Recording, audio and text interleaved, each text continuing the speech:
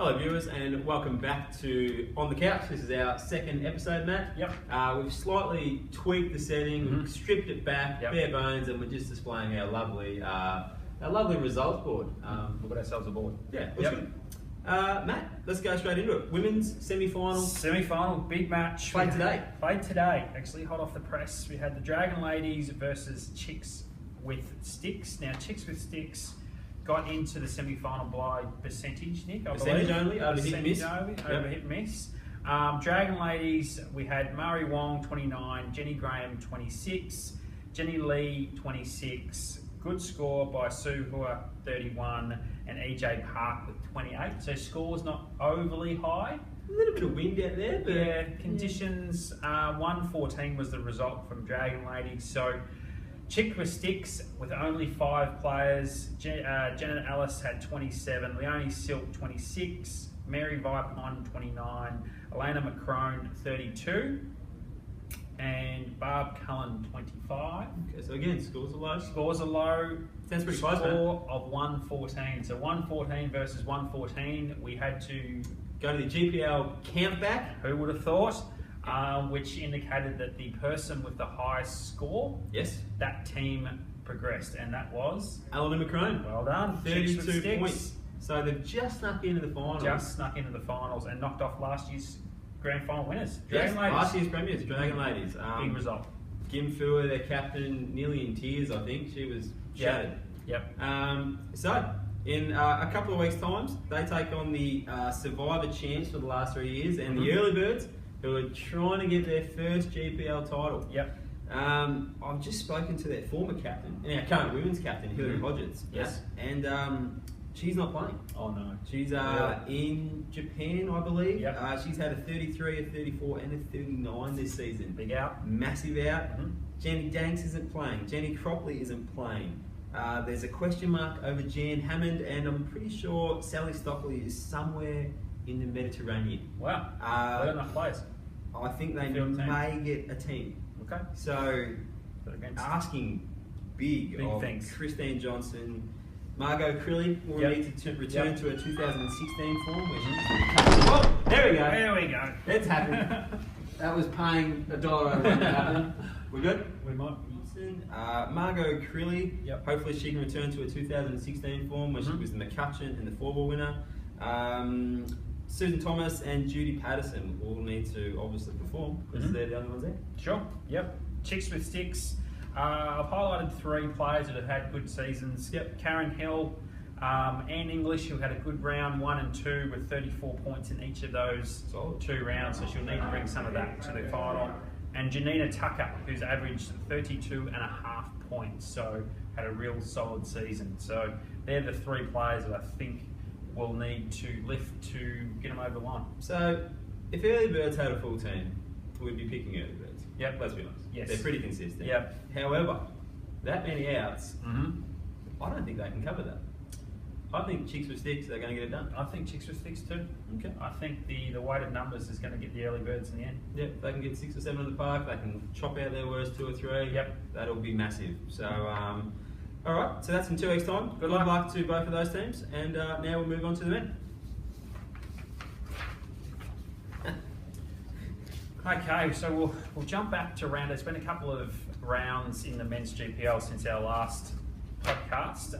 Going back to round 8, the first match we had the Polishers, 170 defeat the Rat Pack 164.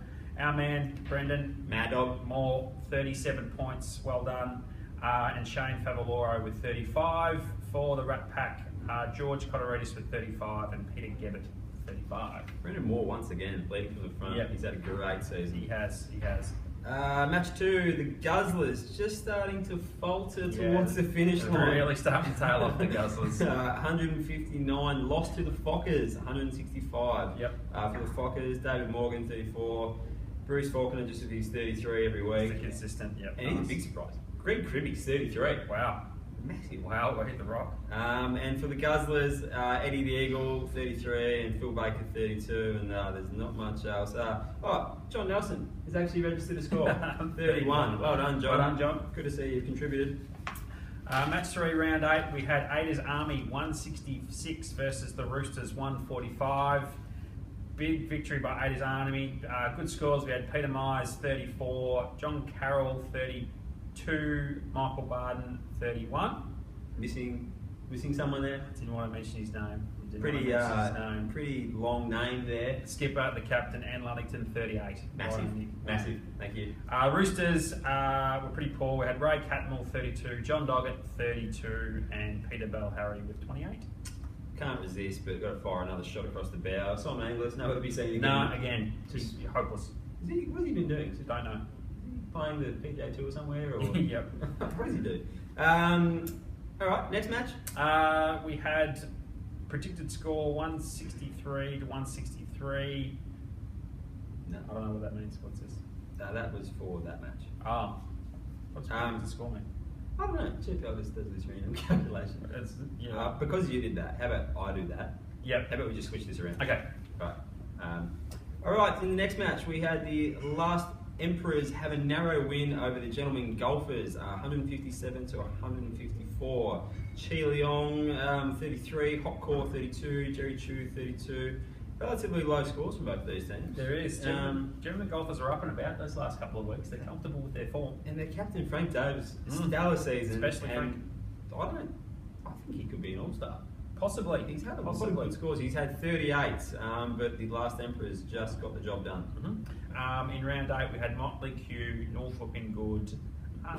Motley Kew, we had Ian Tinley with 39 points. Well done, Ian. Special mention to Ian because we did grill him in their last podcast, and he did made a beeline to us in the bar to let us know that he had 39 points the round after. So well done, Ian. We said we were going to mention you. And well done, Motley Kew, the whole team. Well done, Motley Kew. Not great scores, but no, enough. I think we gave them a C or a D or something, so they lifted. Yeah. I think this victory was ours, to be honest. I think we put it on them and they reacted. Bruce D 33, Dr. Callahan 35, Jim Lutus 33 for Norfolk and Good. And then they needed to get a win here. Would have probably nearly secured their final spot, and they've just fallen short. Yep. In the Survivor, we had the last Emperors cuts. That leaves the Rat Pack and Ada's Army. Wow, Survivors. Nice. Who would have thought? Once sitting in 10th position, Ada's Army, and now a chance for finals. Yes. And could possibly take out the Survivor. Round 9. Polishers defeated the Fockers. The Polishers just starting to show their real talent. Glenn Dugdale 36, Phil McCrane 36, Rob Simonson 36. Solid scoring from those boys. Yep. They defeated Fox by 11 points. Bruce Faulkner, he's had his 1 point above his average, 34. Barry Donnelly 34. Ian Beath 32. And the Polishers should be pretty comfortable in finals now, I reckon. Yep, I think so too. Match 2, we had the Rat Pack 174 defeat the Roosters 162 with George Coteritas 37 for the Rat Pack, Bill Frost 37, Ian Mills 35. Roosters, Peter Bell-Harry 36, Steve Kay 35 and Ray Cutmall 34. George Coteritas, 2 top scores in a row from the Rat Pack. Yeah, he's lifting late. Yep. Guzzlers v Gentlemen Golfers. The Guzzlers have had a 6-point win. Terry Poulton, massive score of 36. Rick Gold, 34. John Nelson contributes again with 34. Frank Davis again, 38 points. 38, yep.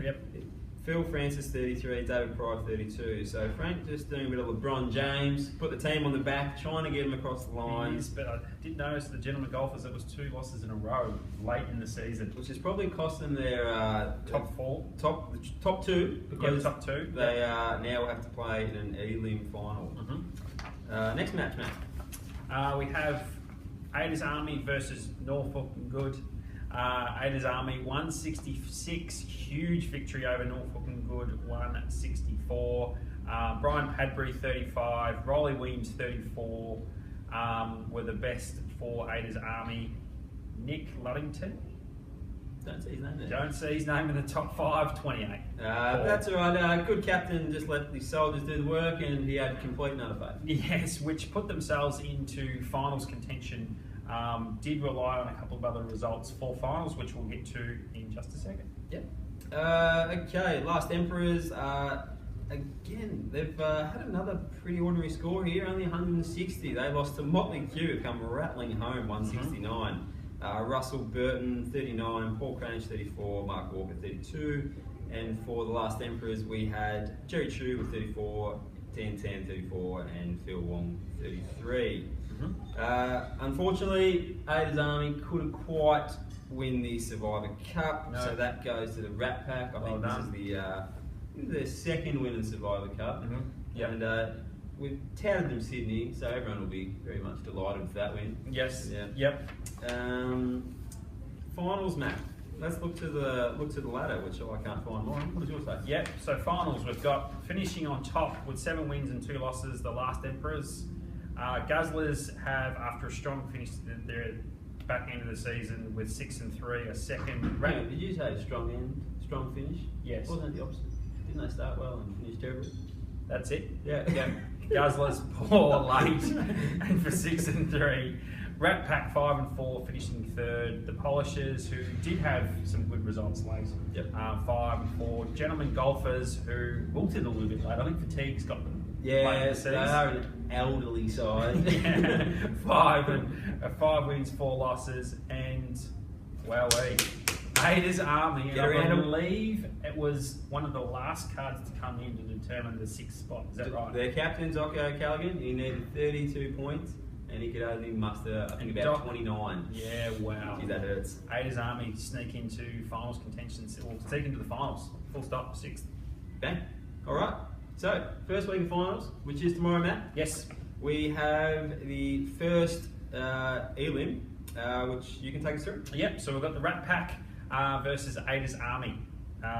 Players to watch in both sides, I think, with the Rat Pack, Brian Fuge, and I'll go George Cotterides because he's had a good form at the end of the season. Yep. And I think all the pressure goes on to Lunnington for Ada's Army.